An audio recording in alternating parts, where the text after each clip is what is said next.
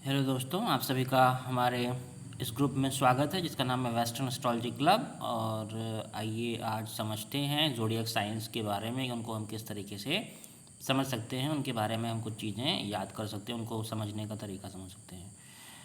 तो जैसे आप देख सकते हैं, आपके ज़ोडिएक साइंस जो होते हैं वो 12 होते हैं नंबर में। उनके नाम आप देख सकते हैं 1 to 12 मैंने लिखे हुए हैं। फर्स्ट है आपका एरीज, मेष राशि। दूसरा आपका होता है टॉरस, वृषभ।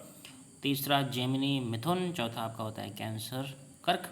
पांचवा आपका होता है लियो, सिंह। छठा आपका होता है वर्गो, कन्या। सेवन्थ लिब्रा मतलब तुला। आठवां आपका होता है स्कॉर्पियो, वृश्चिक। नौवां आपका होता है सजिटेरियस मतलब धनु।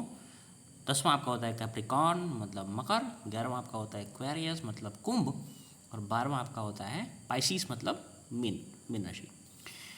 अब इनको थोड़ा सा आपको याद तो करना पड़ता ही है एक सीक्वेंस में, लेकिन धीरे धीरे अगर आप इनका पैटर्न समझ लेंगे तो आपको खुद ही याद रहने लगता है, आपको याद रहने लगता है। तो इनका पैटर्न समझने के तमाम तरीके होते हैं। एक तरीका मैं आज आपको बताता हूँ, इसका नाम होता है एस्ट्रोलॉजिकल मैप। जिगजैग मैप है, एस्ट्रोलॉजिकल मैप है, या फिर इसको आप डीएनए बोल सकते हैं। Astrological DNA zigzag map. इसमें आप देख सकते हैं जैसे कि डीएनए आपका होता है डबल हेलिक्स होता है, जिसमें आपके दो आपके मतलब उसमें आपकी स्ट्रिप्स होती हैं जो एक दूसरे के साथ गुथी होती हैं। उसी तरीके से आपका जो एस्ट्रोलॉजी के का एक मैप होता है वो भी एक दूसरे के साथ गुथा होता है। तो इसकी शुरुआत हम करते हैं आपका लियो राशि से, ठीक है, सिंह राशि से करते हैं। और इसमें हम डिस्कस करेंगे किस तरीके से दो तरह के ग्रुप ऑफ राशियाँ जो हैं, ग्रुप ऑफ ज़ोडिएक साइंस, जिसमें से एक आपका होता है solar group of zodiac science, दूसरा आपका होता है lunar group of zodiac science. ये दोनों आपके एक दूसरे से कनेक्टेड हैं, और कैसे इनका सीक्वेंस आगे बढ़ता है, कैसे इनको समझना एक पैटर्न के रूप में आसान होता है। तो पहला आपका राशि मान लीजिए होता है, पहला जो है जो कि 5वें नंबर की राशि है, उसका नाम हो जाएगा लियो, सिंह राशि, ठीक है, जिसका स्वामी आपका होगा, रूलर जो होगा वो होगा आपका सन। मतलब कि लियो जो होता है वो सन के जैसा बिहेव करता है। अब अगर आप देखेंगे तो जो अगर आपका जो सोलर सिस्टम होता है उसमें आपको सन के बाद किसका नंबर आता है, मरकरी का नंबर आता है।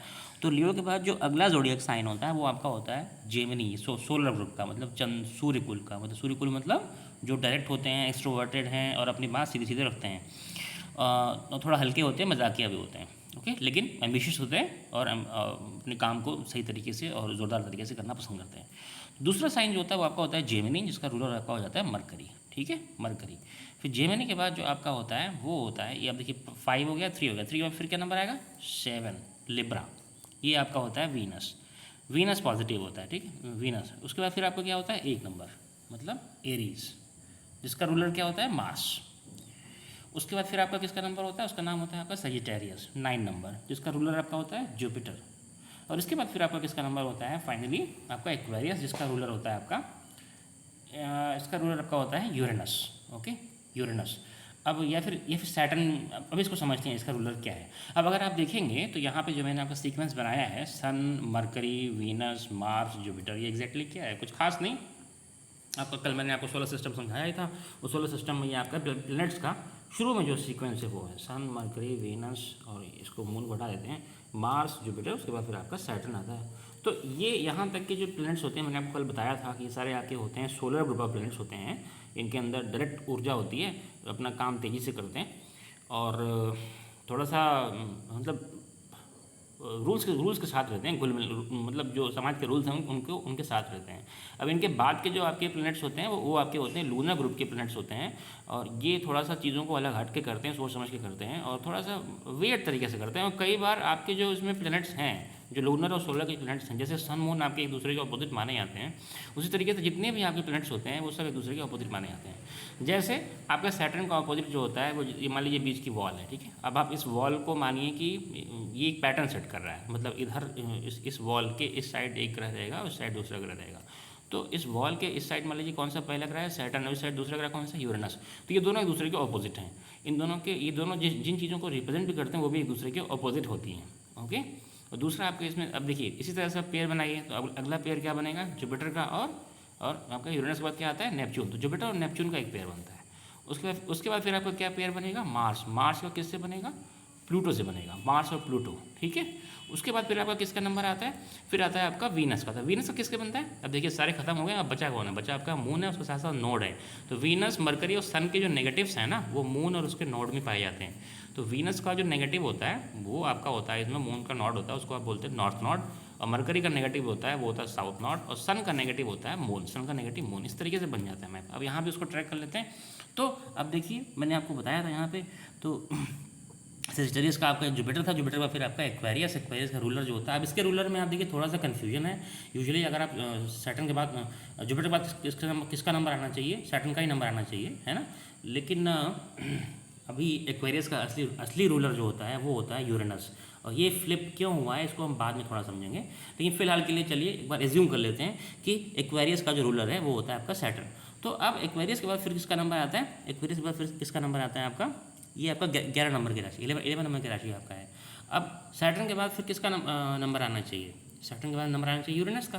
तो यूरेनस फिर किसकी राशि, यूरेनस फिर किसको अलॉट किया जाएगा भाई, कैप्रिकॉन को अलॉट किया जाएगा। तो अब देखिए एक्वेरियस पे क्या, एक्वेरियस से फिर घूमा यहाँ पे घूमा कैप्रिकॉन। अब इसके बाद फिर किसका नंबर आएगा यूरेनस के बाद, नेपच्यून का। तो नेपच्यून किसको रिप्रेजेंट करता है, पाइसिस को करता है। ओके, तो ये आपका 10 से गया 12 पे, 10 से गया 12 पे, है ना। उसके बाद फिर आपका 12 के बाद फिर किसका नंबर आएगा, 8 का नंबर आता है। 8 है आपका स्कॉर्पियो, जिसका रूलर होता है प्लूटो, ठीक है ना, प्लूटो। अब देखिए एरियस के ऑपोजिट क्या होगा, प्लूटो, और मतलब ये स्कॉर्पियो। और पाइसिस के अपोजिट में क्या होगा, सजिटेरियस। और एक्वेरियस के अपोजिट में क्या होगा, कैप्रिकॉन, ठीक है। इन सब के रूलर्स भी देखिए अपोजिट में। उसी तरीके से आपका अगर आप यहाँ देखेंगे तो लिब्रा के अपोजिट में क्या जाएगा, टॉरस, मतलब स्कॉर्पियो सीधे जाएगा टॉरस। क्यों, ये आपका वीनस पॉजिटिव होता है लिब्रा, ये रिलेशंस को प्रमोट करता है। और टॉरस जो होता है वीनस नेगेटिव, वीनस नेगेटिव मतलब कि रिलेशंस में कुछ ना कुछ नया करने का प्रयास करता है। कई बार रिलेशन थोड़ा तोड़ता भी है, कुछ जोड़ता भी है, इस तरीके से। तो रिश्ते देखिए तोड़ना जोड़ना काम हिंदी में भी आपके जो ग्रह होते हैं उसमें राहु का काफ़ी रोल होता है। तो इसमें आपका फॉरेन सिस्टम में भी, यूएस सिस्टम में भी आपका, या फिर जो भी आपके फॉरेन सिस्टम है, ग्रीक मैथोलॉजी से लिए गए हैं, उसमें आपका नॉर्थ नॉर्ड होता है। और उसके बाद फिर आपका टॉरस के बाद फिर नंबर आता है आपका वर्गो का नंबर आता है। तो वर्गो को आपको दिया जाता है, जो रूलर होता है उसको बोलते हैं आप साउथ नॉर्ड। साउथ नॉर्ड मतलब केतु होता है, ठीक है ना। मरकरी का नेगेटिव है, मरकरी पॉजिटिव जेमिनी था, मरकरी नेगेटिव वर्गो हो गया। और फाइनली आपका जो होता है वो हो जाता है आपका कैंसर। जो कैंसर रूलर होता है वो सन का नेगेटिव मतलब मून, सन का नेगेटिव मून। ओके, ये आपका कैंसर। यूजुअली मैं आपको इसलिए बता रहा हूँ इन सब के, मैंने आपको अलग अलग इसलिए बताएं कि अक्सर आपको ये अलग अलग नहीं मिलता है। आपको जेमिनी का भी मरकरी बोल देते हैं, वर्गो का भी मरकरी बोल देते हैं, लिब्रा का भी वीनस बोल देते हैं, टॉरस का वीनस बोल देते हैं, एरीज का भी मार्स बोल देते हैं, स्कॉर्पियो का भी मार्स बोल देते हैं, सजिटेरियस का भी जुपिटर बोल देते हैं, पाइसिस का भी जुपिटर बोल देते हैं। और एक्वेरियस सैटर्न दोनों को ही सैटर्न, एक्वेरियस कैप्रिकॉर्न दोनों को ही सैटर्न अलॉट कर देते हैं। केवल कैंसर और लियो में ही आपका सन और मून का डिफरेंस रखा जाता है। अदरवाइज इन सबको आपका कई बार कॉमन रूलरशिप दे दी जाती हैं कई सारे सिस्टम्स में, जो चाहे इंडियन में हो चाहे वेस्टर्न में हो। लेकिन अगर हम उनको अलग अलग रूलर्स करके समझते हैं तो हमें अधिक समझ में आता है। और अलग अलग रूलर देने की व्यवस्था जो है ये आपका वेस्टर्न सिस्टम में बहुत अच्छा है। इन सबको आपका अलग अलग प्लैनेट्स देके, अलग अलग रूलर्स देके, उनकी अलग अलग कहानियाँ समझा के आपको हर राशि को इंडिविजुअली समझना आसान होता है। अदरवाइज़ अगर आप एक ही ग्रह से 2 राशियों को रूल करवाएंगे तो फिर आपको थोड़ा सा कन्फ्यूजन तो होगा हमको समझने में। इसीलिए मैंने आपको ये पैटर्न शो किया है कि एक आपका डायरेक्ट होते हैं, okay, sun, Mercury, Venus, Mars, Jupiter, Saturn, ये आपका डायरेक्ट होते हैं। और दूसरा आपका होते हैं इनडायरेक्ट, मतलब कि सैटर्न के बाद सैटर्न नेगेटिव, जुपिटर के बाद फिर आपको जुपिटर नेगेटिव, फिर मार्स के बाद मार्स नेगेटिव मतलब कि प्लूटो, ओके, जुपिटर नेगेटिव मतलब नेपच्यून। और वीनस के बाद फिर आपका होता है वीनस नेगेटिव मतलब नॉर्थ नॉर्ड। मरकरी के बाद फिर आपका होता है मरकरी नेगेटिव मतलब south Nord. Okay, mercury negative मतलब साउथ नॉर्ड मतलब केतु है।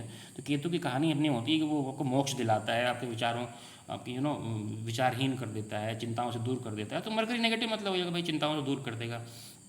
तो वर्गों के अंदर एक क्वालिटी होती है। और उसके बाद फिर आपका होता है सन का नेगेटिव होता है, मतलब सन जितना गर्म है और उतना ही अगर कोई ग्रह जो उतना ही प्रकाश दे लेकिन गर्म ना रहे, ठंडा रहे, वो आपका होता है मून। सन तो सन नेगेटिव मून आपका कैंसर को रिप्रेजेंट करता है, कर्क राशि को। तो ये आपका एक तरीका होता है उनको समझने का। बाकी आगे भी इन पूरे और भी अगले चैप्टर में हम कुछ और समझेंगे।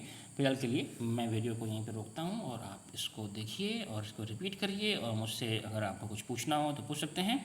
और ये वीडियो आपको कैसा लगा मुझे कमेंट करके बताइए। और चलिए मिलते हैं आपको अगले वीडियो में।